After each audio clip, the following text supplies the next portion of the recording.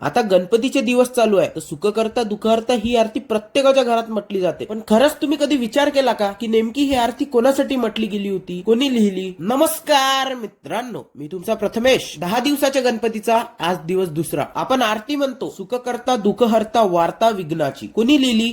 तर रामदास स्वामींनी ही आरती लिहिली. कुठं लिहिली, कधी लिहिली, कधी वाचत नाही ना आपण. कधी तशा प्रकारे आपण विचारच नाही केला ना. नुसतं पाठ करायचं आणि बडबडायचं, फडीवर वंदना. याच्या पुढे तर काही लोकांना जमतही नाही. ही आरती महाराजांच्या काळातली आहे. जेव्हा अफजल खान स्वराज्यावर यायला लागला त्यावेळेस याच स्वामींनी आरती लिहिली. काय आरती लिहिली? आपण वाक्य म्हणतो सुख करता दुःख हरता वार्ता विघ्नाची. आता विघ्नाची वार्ता उठली, हे अधिपती गणराया, या स्वराज्याला अफजल खान या संकटापासून वाचव. ती आरती कधीतरी शांततेत मन लावून वाचा. तुम्हाला पूर्ण अफजल खानाचा इतिहास डोळ्यासमोर उभा राहील. अशा आहे ना बऱ्याचशा गोष्टी आहे जी लोकांनी फक्त ग्रँड साठी घेतल्या. नेमकं त्याच्या मागचं कारण, त्याच्या मागचा इतिहास तरी जाणून घ्या. जय महाराष्ट्र.